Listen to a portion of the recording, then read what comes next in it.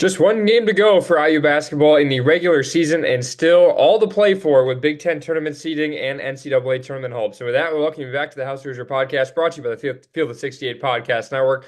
Senior day is ahead, which means we got seniors in this episode for you. I'm Austin Platt. No Ian Plaskoff. He is busy studying IU women's basketball in their Big Ten tournament run. So, joining me from IUSTV Sports and formerly the IndyStar is Zion Brown. ZB. Senior day, man. We got one more game left in the hall. How you doing? I'm good, man. It's like emotional to think about, man. Just being around this program for 4 years now, and whether I'm calling games or like you said, covering it for a few different outlets at this point, IUSCB, IndyStar, HN, just been around a lot. And yeah, it's a Saturday. That's the last one. It's the last one for Mike Woodson as the head coach in Assembly Hall. So it'll be a very interesting scene just all around. Yeah, it'll be senior day, obviously. Leal, Galloway, Bala will be going through. Not sure who else. Maybe Goody, maybe not. But hopefully that's not what the guys are thinking about because they still have a basketball game to win against the Buckeyes, who are also on the bubble, but a team obviously Indiana already beat this year in Columbus. But first off, let's talk about the loss to Oregon. 73-64, a game that was much closer than that really down the stretch. And yet again, just IU can't get the right shot to fall, and just offensively kind of just lapses late on. But I mean that late 30-footer, I believe Shellstad just kind of completely started that downward spiral at the very end. Yeah, that was a game that, man, it looked like Trey Galloway hit that three with whatever it was, a minute and a half left, and it looked like Indiana was going to be on the right side of another game and getting that big road win. And then, like you said, Chelsea comes back on the other end. Great defensive possession by IU, and he just hits the 30-foot shot, which has kind of become his thing now over the last couple of years at Oregon. And then after that, things just spiraled, snowballed. Indiana didn't score again. And the 9 point deficit looks a lot worse than it was. Obviously, everybody watched that. But that's the game where two things stand out to me as far as the disparity. It was the free throws, which IU shot 7 and Oregon shot 21. And we heard Mike Woodson and his displeasure with that after the game. And just the fact that Indiana didn't shoot very well from inside the arc. They made 9 of their 25 threes, which for this team is a solid mark, but just 42%, 43% on 2 point shots. Malik Renew had a few gimmies. It felt like he missed it, and maybe he did get fouled on a few of those. But at the end of the day, they didn't go in. Mackenzie Mbako didn't make any of his 5 2 pointers, and so just inside the arc, inside the paint is where IU got outplayed in that game, which we don't see for this Hoosiers team too often. Yeah, not at all, considering Renew's back to 100% and Balo's been, himself, and he was again in this game, even though he was quiet with 10 points, still had, monster 12 rebounds. Is Indiana really got killed on the glass, 43-36, something you really don't see. And yeah, you mentioned just Indiana, 40 of their 2 pointers, they only made 17 of them, which is just not good enough. When you shoot 36% from beyond the arc, which is above the season average, you're shooting well below the season average from two, which just ends up being the difference. It feels like out of the timeouts that Indiana took late, you just got nothing out of those possessions. And I felt like that was just kind of the difference. Another game this year where it's like Indiana was in it the entire time, but it just kind of never felt like it. Like you felt like it wasn't necessarily the usual kind of game of runs that we've kind of seen all year that a ton with this team. They give up a bunch of big runs and they'll have a few here and there. Obviously, that Purdue game was just a massive second half run, but a game IU was in, but just out of the timeouts, man, it's just been like, and this is something Mike Woodson's usually been good at, drawing plays out of inbounds. But I mean, we all know what happened against Maryland. We all saw what happened late in this game. It's just disastrous.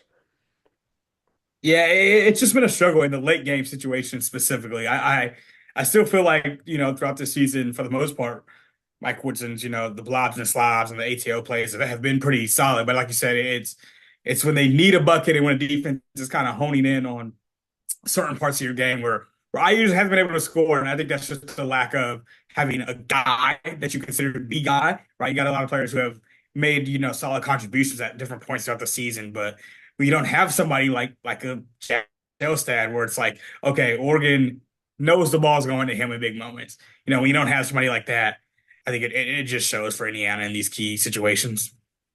Yeah, they were definitely kind of respecting. It felt like really Trey Galloway, it felt like the main ball handler, who had 16 points in Indiana high, nearly a game high. Shellstead only had one more than him. Miles Rice again, just 1 for 7, just really a non-factor. And you kind of saw that teams as of late have really been going a lot under a lot on a lot of the ball screens, kind of respecting Galloway's ability to get inside. And it's like at times you just sometimes got to fire up a three, even though, Galloway is not known as a three-point shooter. The volume this year, he's been better when he's gotten the higher volumes. And as of late, he's been one of Indiana's more consistent three-point shooters. And in this game, 2 for 4. I just feel like for him at times it's not enough, but I think the teams are starting to figure out now later in the year with more film that Indiana can really beat you inside, and it's that inside out game, getting that pass out to the corner that can be dangerous, and that's where Galloway obviously is so dangerous, usually with the assists. He only had 4 in this game, which feels like it brings the season average down by an entire assist because that's how much he's been dishing the ball. But with Galloway as the main ball handler, it's so much different. You just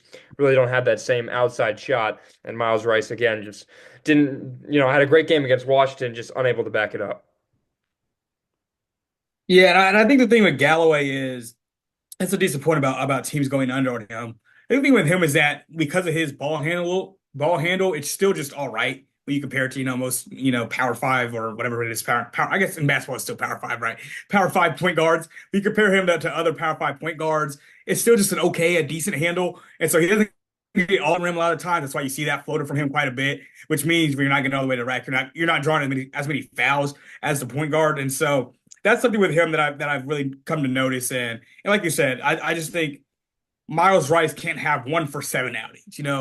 Every game's not going to be perfect from him, but you need him to just give a little bit more. I was texting, our good friend William McDermott, who does a lot of IU coverage on Substack during that game, and his main thing was like at the end of that game, he felt like either Rice or Carlisle in the last couple of minutes needed to hit a big shot, and it just didn't come from either of them. And when that doesn't happen, Galloway hit the one big shot, but Indiana probably needed 2 to 3 big shots to win that game, and they didn't get those from other places.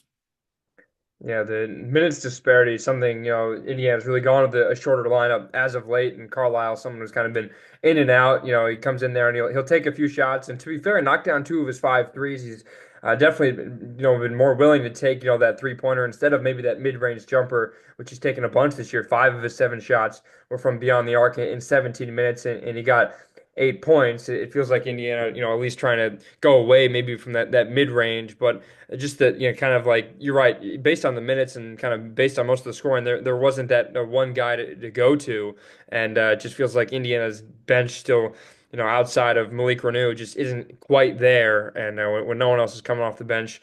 No one else is really making that much of a difference. And when Goody and Mbako, your 2 best three-point shooters, only attempt 10 of them, like as we say in the modern age, you gotta, feels like you gotta take more. But I mean, 25 threes in total is good enough to win you many basketball games. But, it's just for me, it's like Rice and Carlisle combined should not be taking the same number of threes as Goody and Mbako. And Galloway, I'm fine with him taking 4. Ian and I have talked about this all year.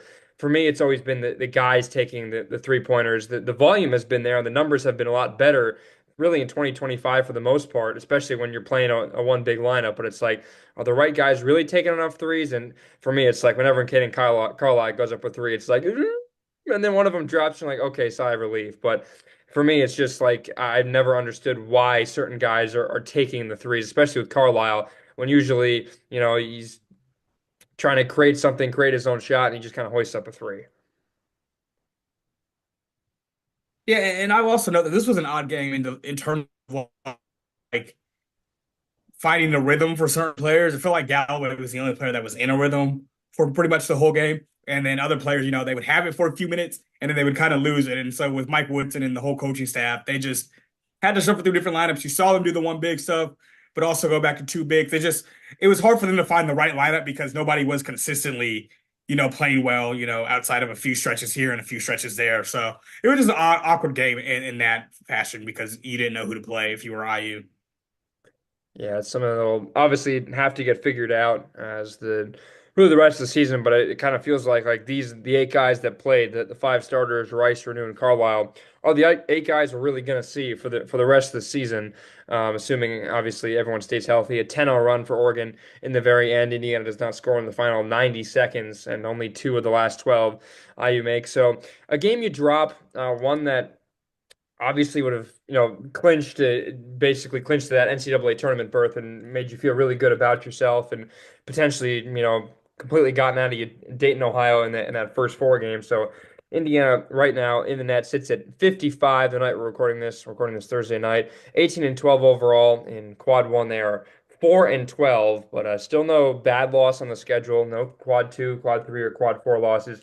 Let's talk about Woodson's comments, man. There have been few times in this coaching tenure where Woodson has really gotten as animated as he is post game. The only other time I think of it was that Iowa game a few years ago when Fran McCaffrey walked across the court during a timeout, and Indiana blew a game in Iowa City at Carver Hawkeye, a game they led by 21 early in one of the first Big Ten games of the year. But I mean, boy, Woody was heated, and it felt like he had a reason for it. And it just feels like now with him kind of showing himself the door essentially and telling everyone he's not coming back, that he's more animated, and it feels like he cares just a little bit more now. Now that he knows this is the last hurrah. Yeah, and I think he in this game just recognized the fight that his team put up against a pretty solid team, and he just straight up felt like they didn't get a fair whistle. I would say I don't know if I would say that's the reason Indiana lost, but I didn't feel like it was a great whistle, right, for IU when you look at just how physical this game was on both sides.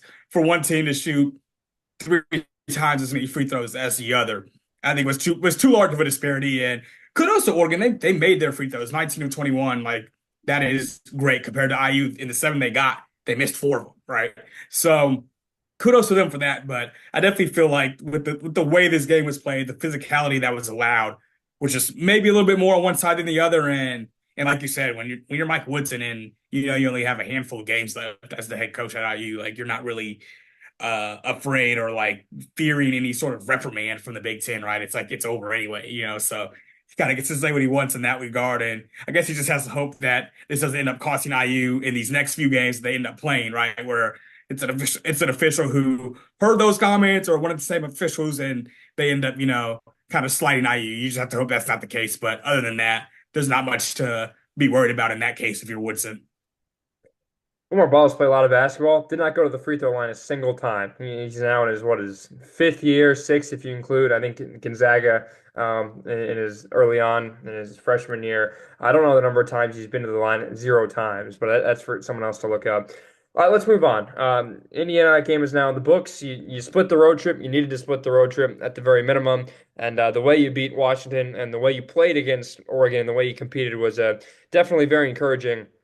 And now you get one last home game against the Buckeyes. Indiana, obviously, this year already beat Ohio State. That was after that disastrous game against Illinois at home. So that was a real bounce back game.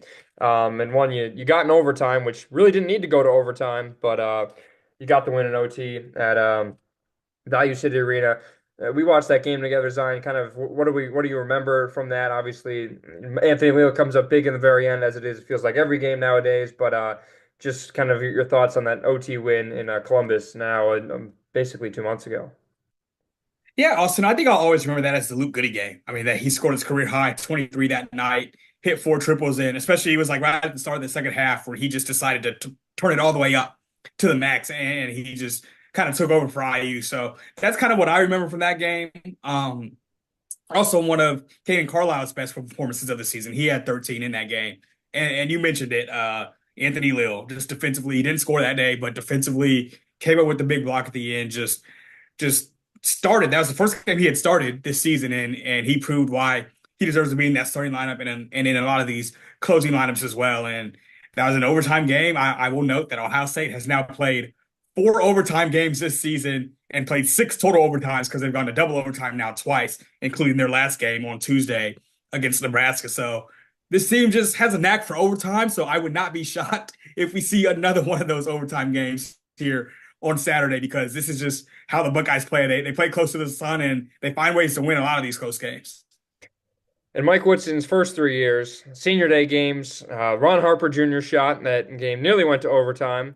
The second year, the game did go to overtime against Michigan, and the game Indiana needed to come back. And then last year, the game against Michigan State, close down the stretch, and Indiana eked one out. So if you're expecting this game to not be close, well, then history would tell you otherwise. And the way Ohio State and Indiana have played really the past few years, especially in Columbus, it feels like all these games go to overtime. So it's a good point you make. But Ohio State is coming off of a win. And yeah, Indiana led by 10 points with 4 minutes and 23 seconds to go in Columbus and needed an extra 5 minutes. So I don't think that's one of the only overtime games Indiana has played this year. I think that's right. And that's the only time Indiana's needed the extra 5 minutes, while Ohio State is coming off of a game which they kind of, Nebraska really kind of let that one slip away. Kind of like Indiana let that one nearly let one slip away in Columbus. For the Buckeyes, Jake Diebler in his first full season, kind of been better than I think a lot of people expected. I mean, when Indiana beat them in January, they were 2-5 in the conference, and everyone kind of wrote them off. And now here they are, kind of sitting squarely on the bubble. Um, Kind of who are the guys to look out for? I know, obviously Bruce Thornton played 43 minutes in that game. John Mobley had 22 points, and Micah Parrish, who's been pretty steady force for them at 19 as well. Kind of it's a very, the starters feel like score a lot of Ohio State's points. Yeah, they have a few different guys who can beat you. It obviously starts with Thornton. He's the best player on that team. But they also have, you mentioned Mobley, the freshman, who has been just great as a shooter. To come in the Big Ten as a freshman and shoot 40% from three is special. And then Devin Royal as well for Ohio State. So they have a few different guys who can beat you. By the way, Royal did not play in that first game. These two teams played back in January. He had I think a wrist injury heading into that game. And so that's a 13-point scorer that the Buckeyes didn't have that night. So that's a big deal that they're going to have him for this game, and they didn't have him back in January. And in Indiana, didn't have Malik Renew also that night. So I guess that's kind of an even trade-off. Both teams were missing one of their best two or three scorers out there on the court. So that's almost a thing where you throw a lot of the tape out the window because you're missing some top scorers on both ends. And so now when you're looking back at this game, you're just looking at, if you're Ohio State, what was it about the Goody performance? Can you maybe try to limit? And if you're IU, it's just about, the Bruce Thornton offense because they run so much through him as both a scorer and a facilitator. And he's a very talented player. So, we already know that'll be the Anthony Leal matchup, probably, right? Maybe a little bit of Trey Galloway in there as well. But how good of a job does Leal do against Thornton, I think will play a big role in this game. Yeah, Leo did start that game against Ohio State. Yeah, 31 minutes, including the overtime. Only took one shot. It was a three that he missed, but kind of the usual, three rebounds and assists. Didn't have a steal, but a block mixed in there. And obviously the big defensive stand at the very end. And a game I think many people thought I would have a pretty decent chance of winning. Ohio State, never has a kind of a true home court advantage, considering this was like it was like a week or a few days after they won the football national championship. So it's like everyone was, the entire fan base, I think, was still kind of a little bit on the hangover after beating Notre I think Dame. it might have been a few days before. I think it might have been a few days before they won. And so like a lot of their fans were down in New Orleans, right? Or was it Atlanta? Wherever the championship was. They were down there instead of actually being at the basketball game. You're right. It was the 17th. I had the days mixed up. Yeah, so it was a few days. Yeah, so that was a Friday night, and the game was the championship was a Monday. So yeah, everyone was focused on football. Let's just kind of leave it that way. Yeah. But yeah, it was a game that IU won. And Ballo had a phenomenal game, a double double. I want to say like 21 and 15 or something like that. And it feels Yeah. like this is another game where Indiana will play four out, and at least should play four out and bring either Renew or Ballo off the bench and just kind of let one of them or both of them, if you have to, kind of just dominate down low. And it was really that inside out game that worked out so well for the Hoosiers the first go around. Yeah, I don't know if this Ohio State team truly has a big man they trust down low. And so I think it does have to be one of those games where you feed Ballo, you feed Renew a lot. Sean Stewart at 6'9" is kind of this team's starting center right now. And I'll give it to him, he's a solid rebounder, but as a total defender, I'm not sure about him down there. They have Aaron Bradshaw, very talented guy, a guy who I was doing my prep a couple hours ago, Austin. Found out he actually played EYBL basketball with Mackenzie Mbako a couple years ago in New Jersey. So those guys know each other, but Bradshaw's a talented, very talented, five-star McDonald's All-American type guy. But from his first two seasons at Kentucky last year and this year at Ohio State, he just has not been lived up to the expectations and lived up to the hype. And so I'm not sure if you really trust him to guard Malik Renew or Umar Ballo down low. So I think Indiana really does have to focus on both those guys. And that's not me saying to play them at the same time, right, a bunch, but just saying when they're in the game, whoever it is, just try to exploit that matchup and see if you can win the paint because, as we mentioned, Indiana, for one of the few times this year, was not really able to win down low against Oregon. Yeah, it's a sight you rarely see nowadays for IU. 15 assists in that game against Ohio State on 27 made field goals. I remember the pick and roll was pretty darn good, and with Galloway running the point, he played 35 minutes. And this is another game. Miles Rice only played 15, and Galloway had six of the team's 15 assists. Also, five rebounds and just 7 points. But obviously, another guy Indiana needed defensively in the game very late, and yeah, this is just. A game, it's 50-50. I was looking at the odds. Indiana, this game is a complete coin flip right now. Ohio State I mean, they're playing pretty well if we're being honest. Not a great showing against Nebraska, a home win, which in double overtime, which really doesn't move the needle all too much. But I mean, this is the winner of this game will not have to, will definitely be on the right side of the bubble and probably, not looking at Dayton, Ohio. And obviously, they're not going to have to play on Wednesday, the Big Ten tournament either, because the winner of this game gets the 9 seed, and I believe the loser gets the 10. So um, it's either you're playing in that late, what is it, like the middle of the afternoon, the early evening on Wednesday, or you're playing that early game on Thursday. Obviously, two totally different paths to and what both teams obviously hope to be is a lengthy Big Ten tournament run. But this is an Ohio State team that's been streaky this year, Zion. They started off Big Ten, non-conference play. They were 9-4 in the 2024 calendar year. Losing streaks here and there. Three-game losing streak to kind of start conference play, which the last of that three was that loss to IU. They won on the road against Purdue. That was kind of the big win to really kickstart their season. But then, lose three straight. They lost it. They got blown out at home by Northwestern. They lost it at UCLA, but a close win at USC, which is obviously always a good thing, a win on the West Coast, and then the home win, a nail biter against Nebraska, 116-114 in double overtime as Bruce Thornton dropped 29 points, also had 9 assists. Kind of feels like it's a streaky team for Ohio State this year. And to be fair, we could say Indiana has at times been streaky as well, but mostly it's been kind of a downswing in terms of the streaks. But obviously, Indiana's still playing some of their best basketball as of late, and still have won four of the last five and something like five of the last seven, something like that. Yeah, I mean, just staying on this Ohio State team, it is a really strange resume when you look at it because they, like you said, they have these lulls and these losing streaks and games they probably shouldn't have lost, like going to Nebraska and losing, and like you said, the Northwestern loss is just like, how did that happen? How do you lose at home by 20 to Northwestern, right? It's like, how does that happen?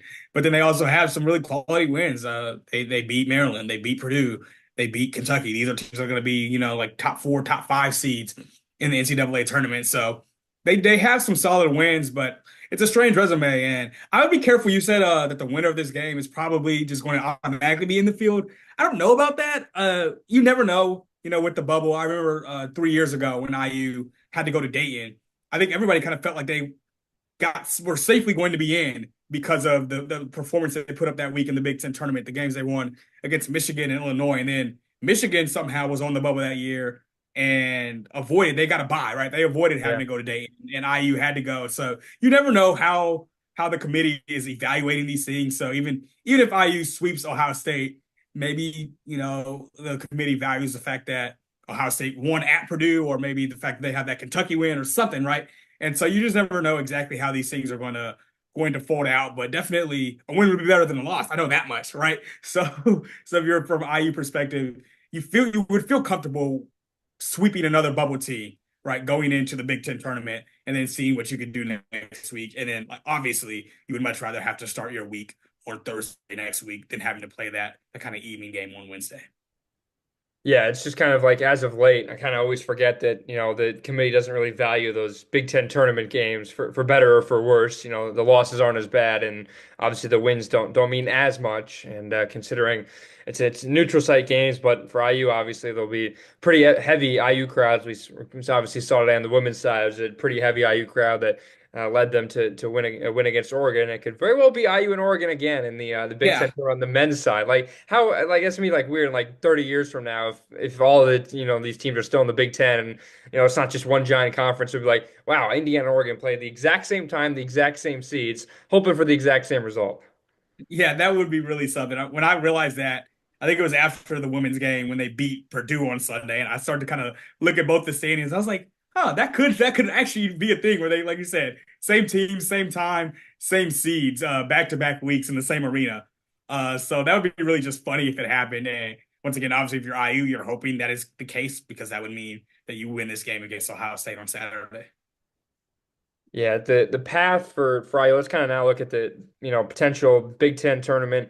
It feels like if the season before Michigan State and Iowa are currently battling it out at Carver Hawkeye, but there's a good chance Michigan State's probably going to be the one seed in all this. They've already clinched at least a share. I think they get it outright if they win that game or they win on Sunday or that final day at home against Michigan. Either way, it feels like it's going to be they're going to be the number one. So if Indiana is in that 8-9 game, you win. You have to play Michigan State next. But on the other side, if you're in that 10-15 game, you're playing could be Northwestern, Nebraska, whoever it is in the very end, that last team to get in, and then you get the 7 seed, which is up in the air. Could very well be Oregon, could be Illinois, and then it feels like Michigan and Maryland are going to be down there. It just kind of feels like you just much rather have to.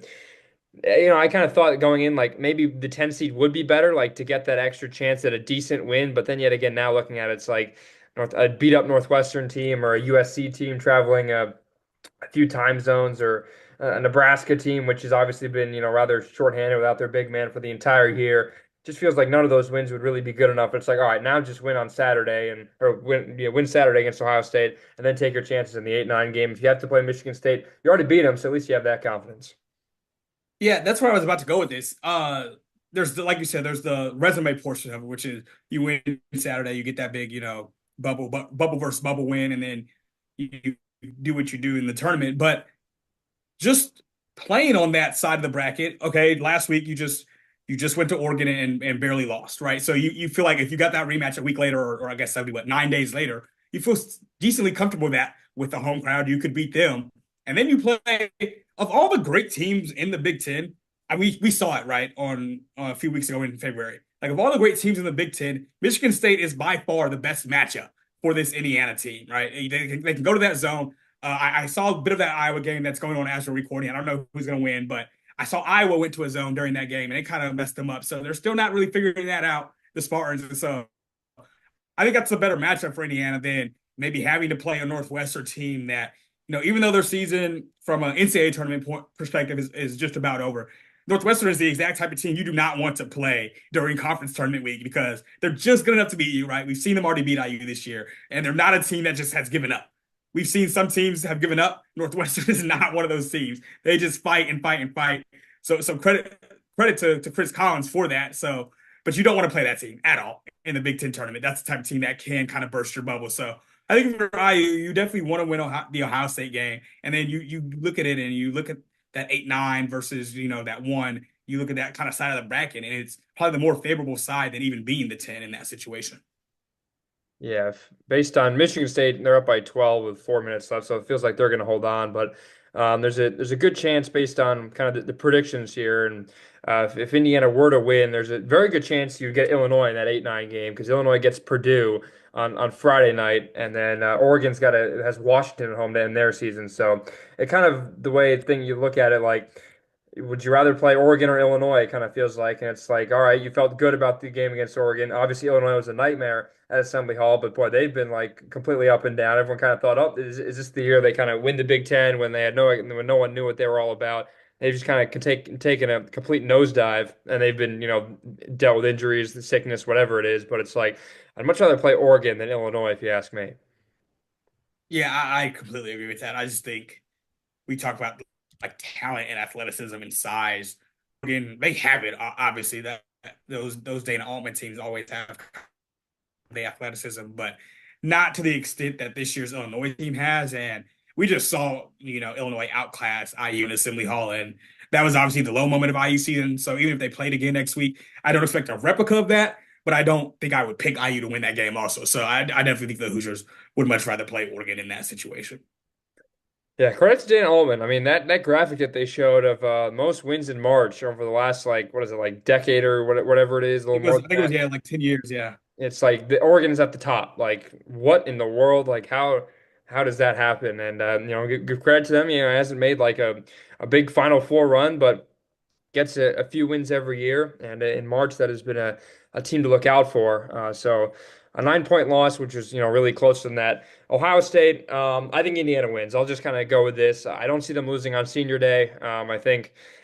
just the way this team has been playing defensively. I don't think Ohio State potentially has enough scoring, and I just think that the matchup we've mentioned, the matchup I think is rather beneficial for IU, especially if they can get one of Balo or Renew going down low and create the shots on the outside. With Royal, obviously, it's a little bit different, but defensively, I feel like Indiana has for the most part been a much better team, and I think they know exactly who their best players are, and putting really a much better defensive lineup out there on the floor, especially to start the games. I know, Mbako has been out of the lineup, but just feel like defensively it's been much better. I don't think it'll be a high scoring game, maybe mid 70s, but I think IU kind of gets by with a 4 point win. I know you're on the call, Z, but if you want to give a prediction, I just don't see Indiana losing on senior day, and the crowd will be behind this team, behind the seniors. I said, remember when they booed Trey Galloway a few months ago? Like that is not going to happen again. And even the boos for Mike Woodson. There will not be hopefully no boo birds on Saturday afternoon. I see Indiana taking the momentum and not ending the season on two straight losses. Yeah, I'm not gonna say I don't see them losing because this Ohio State team is hungry, right? And they find a way to win a few of these close games. But I will pick IU in a close one. I say 79-77 Indiana. I'll make that my score prediction there. I think this is another game that could come down to the literal final shot in the same way that quite a few of Indiana's games have at this point, including the first Ohio State game. So I do think it'll come down to something close. If not the final shot, it'll be like the Oregon game, the last 90 seconds or so. And I think Indiana comes away with it and gets that big win on senior day. That's the hope, and boy, it's just the way this Indiana season has gone. I mean, if you told me, let's say a month ago, that Indiana would be playing on Senior Day with the chance to, really improve your chances of not being on the bubble, it would have just been like, with the wins that Indiana has, it's like this is a bubble team. Like here we are now, we're back to kind of where it feels like Indiana's been for the last forever. It's like back on the bubble going into Senior Day, but hey. You'd much rather be here than be one of the teams that is playing the last game of the year without a Big Ten tournament berth. And we were kind of worried, like, is this team going to the Big Ten tournament? And now it's like this team could very well be going to the NCAA tournament and are definitely on the right side of the bubble as of now. But as we know, things can change. Z, any final thoughts? Thanks for hopping on. We're doing this obviously late on Thursday. It feels like in 12 hours from now, you got to be at the watching Juju Watkins face the IU women's team. But what are your final thoughts? Yeah, no, I first of all can't wait to watch Juju in person again. Got to see her in January and get to see her again tomorrow. And anytime you get to watch the number two team in the country, it'll be a fun one. So excited to see that game. By the time a lot of people are listening to this, they already know what happens there. But no, I think I just can't wait to see how this next what is it, week and a half, right? 10 days from Selection Sunday, right? How this goes for IU because it's just always when you're on the bubble, you just never know, right? You do a lot of crossing your fingers and just hoping and hoping, hoping. And Indiana is back in this situation again. Like you said, they've been in this situation quite often. It feels like over the last however many years, right? Between a couple of the Archie years, the first Woodson season, and now, right? And so it's always an exciting time watching that selection show, 6 o'clock on Sunday. And I just can't wait to see how it all breaks down for IU, starting with this Ohio State game on Saturday. I've said it all year long. It feels like after that, Michigan State or whatever when it was, like if Indiana gets to 20 wins, then you feel safe. And it's kind of I've been a big believer in that. And with the way the West Coast trip went, I'm still believing that you beat Ohio State and you win that 8-9 game, you will. I don't think you'll have to be sweating it out. Hopefully, but obviously they're bid stealers, and as you mentioned, it felt like 3 years ago Indiana was clear from Dayton, but there were a few bid stealers, I think, in the A-10 on the final day, and of course Indiana had to play in Dayton, so and we know what happened with that whole travel nightmare. So hoping that does not happen again. But Zion, thanks for your time. This will wrap it up here for the House Hoosier podcast brought to you by the Field at 68. The next time we will be back next week. Hopefully Ian will be back and we will have a bracket before the Big Ten tournament begins on Wednesday in Indianapolis. But signing off here, I'm also